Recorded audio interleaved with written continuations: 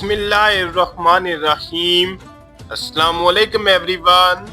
मैं हूं आपका मेज़बान मोहम्मद उसामा खालिद। उम्मीद करता हूं कि आप सब खैरियत से होंगे। कुर्रश ओरहान की एपिसोड नंबर 5 का दूसरा ट्रेलर रिलीज हो चुका है और आज की वीडियो में हम उसी ट्रेलर पे बात करने वाले हैं कि इस ट्रेलर में नए एपिसोड के हवाले से क्या चीज़ें दिखाई जा रही हैं।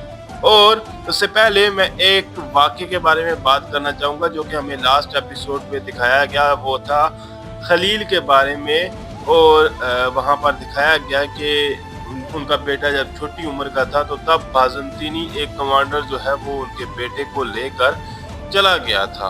अब कुछ लोगों का कहना ये है कि शायद फ्लेवियस ही कारा खलील का बेटा हो, लेकिन मैं ऐसा नहीं सोच रहा क्योंकि कारा खलील और फ्लेवियस दोनों सेम ही एज के लगते हैं और ऐसा तो हो नहीं सकता कि बाप और बेटा दोनों एक ही उम्र के हों। कम से कम 15-20 साल का तो फर्क होगा और सेम एज के तो नहीं हो सकते। खैर, ये तो हमें आने वाली किस्तों में ही पता चलेगा।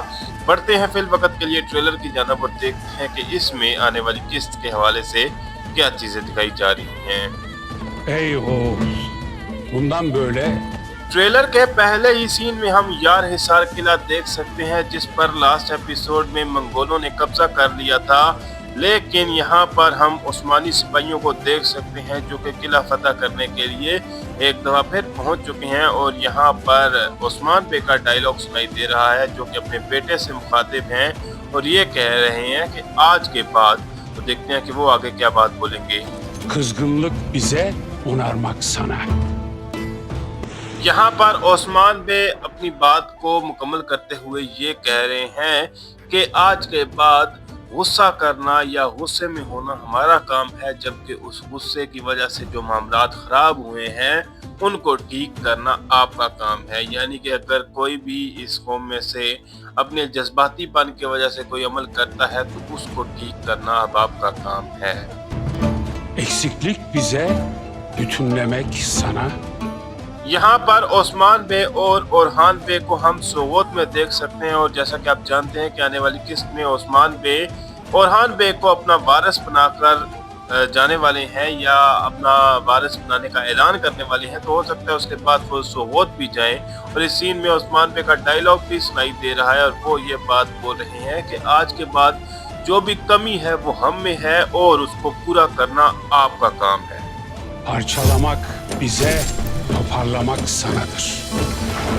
अब इस सीन में हम देख सकते हैं कि काई कबीले के सिपाही जो हैं वो यार हिसार किले में दाखिल हो चुके हैं और यहाँ पर कान तुराली और अब्दुर्रहमान अल जो है वो नजर आ रहे हैं और वो मंगोलों को मारते हुए भी देखे जा सकते हैं। जबकि उस्मान बे ये बात बोल रहे हैं कि आज के बाद चीज़ों को तोड़ना या तबाह करना हमारा काम है, लेकिन उसको तामीर करना या दोबारा से बनाना जो है वो आपका काम है। Ben nefes aldığım müddetçe आने वाली किस्त में हमें यार हिसार किले की फतह एक नए तरीके से दिखाई जाएगी जिसमें आप देख सकते हैं कि रस्सियों को घोड़ों के साथ बांधा गया है और उसके बाद खींचा गया है जिसकी वजह से दरवाजा ही टूटकर गिर जाएगा और उसके बाद सिपाही जो है वो किले में दाखिल होते हुए नजर आएंगे। जबकि यहाँ पर हम शाहीन शाह बे का डायलॉग भी सुन सकते हैं जो ये बात बोल रहे हैं कि जब तक मैं सांस ले रहा हूँ Orhan hiçbir emelle ulaşamayacaktı. Osman bugün ölecek. एक जानब यहाँ पर शाहीन शाह बे का डायलॉग सुनाई दे रहा है जो कि अपनी बात को मुकम्मल करते हुए ये कह रहे हैं कि जब तक मैं सांस ले रहा हूँ ओरहान बे अपने किसी भी अमल में कामयाब नहीं हो पाएंगे। और दूसरी जानब हम उस्मान बे को देख सकते हैं जबकि यहाँ पर फ्लेवियस का डायलॉग सुनाई दे रहा है और वो ये बात बोल रहा है कि आज के दिन ही ओस्मान मारा जाएगा। तो देखते हैं कि क्या मंसूबाबंदी होगी फ्लेवियस की। Nasıl benim babamı öldürdü? Ben de onu öldüreceğim. Artık Orhan Flavius यहाँ पर अपनी बात को मुकम्मल करते हुए ये कह रहा है कि जिस तरह से उसने मेरे बाबा को मार दिया वैसे ही आज मैं उस्मान बे को मार दूंगा। जबकि यहाँ पर हम ओरहान बे को और उस्मान बे को देख सकते हैं कि वो आवाम के सामने मौजूद हैं और उनको कुरान पाक भी शायद तोहफे में दिया जाए। और अब उस्मान बे ये बात बोल रहे हैं कि अब से ओरहान, तो देखते हैं कि वो इससे आगे क्या बात बोलेंगे। Osman Bey'in yerindedir.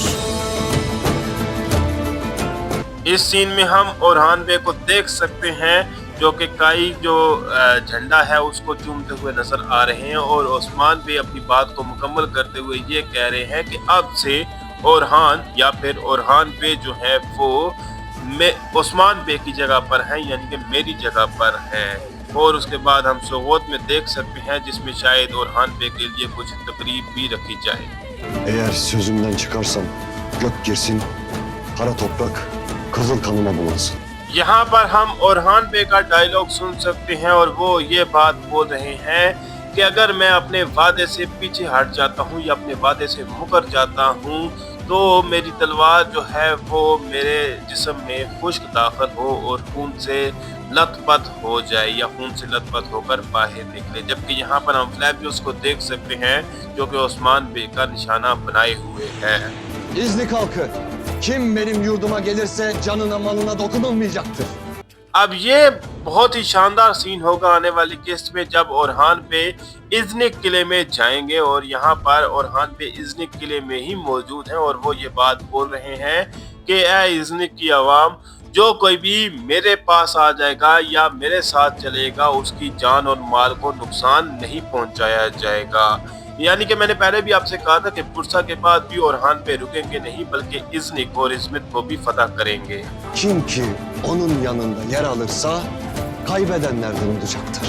ओरहान बे अपनी बात को मुकम्मल करते हुए ये कह रहे हैं कि जो कोई भी इसके साथ रहेगा या इस गवर्नर के साथ रहेगा या मेरे खिलाफ रहेगा तो वो शिकस्त खाएगा या शिकस्त खोरों में शामिल हो जाएगा। और ये बात वो इज़्निक के गवर्नर के सामने कर रहे हैं, तो देखते हैं कि गवर्नर का इस बात पर क्या रिएक्शन होगा और हमें इस ट्रेलर में मजीद क्या चीजें दिखाई जाती हैं। Türk devletsiz olmaz. Vatansız kalmaz. आने वाली किस्त में अलाउद्दीन बे का रिएक्शन भी देखना होगा जब ओस्मान बे ओरहान बे को अपने तख्त का वारिस बना देंगे और मुझे यकीन है कि उनका कोई नेगेटिव रिएक्शन नहीं होगा, लेकिन शाहीन शाह बे और दीदार खातून का रिएक्शन देखना होगा क्योंकि वो लोग अलाउद्दीन बे की हिमायत इसी लालच की वजह से कर रहे थे। जबकि यहाँ पर ओरहान बे का डायलॉग सुनाई दे रहा है और वो ये बात बोल रहे हैं कि तुर्क जो है वो रियासत के बगैर नहीं हो सकते और ना ही ममलिकत के बगैर हो सकते हैं। Ezansız olmaz. ट्रेलर के लास्ट सीन में यहाँ पर ओरहान भी अपनी बात को मुकम्मल करते हुए ये कह रहे हैं कि तुर्क जो है वो बगैर अजान के भी नहीं रह सकते। लेकिन इस ट्रेलर पर मैंने एक कमेंट देखा था शायद यूट्यूब पे या इंस्टाग्राम पे कि जहाँ पर हमारे अब्बा व अजदाद ने इतनी कुर्बानियाँ देकर फतूहात हासिल की और ये बोला कि हम लोग जो हैं वो अजान के बगैर नहीं रह सकते, वहीं पर कई सालों तक अजान नहीं दी गई। और ये हुआ था जब उस्मानी जो सल्तनत है वो टूटी थी और उसके बाद ये तुर्की में जो लिबरलिज्म का निज़ाम आया था उसके बाद ये हुआ था। खैर देखते हैं कि हमें आने वाली किस्त में मजीद क्या चीज़ें दिखाई जाएंगी। फिल वक्त के लिए इतना ही। अगर आपको वीडियो पसंद आई तो वीडियो को लाइक लाजमी करिएगा। मिलते हैं बहुत जल्द नई वीडियोस के साथ, नई अपडेट्स के साथ। इजाज़त दीजिए। अल्लाह हाफिज़।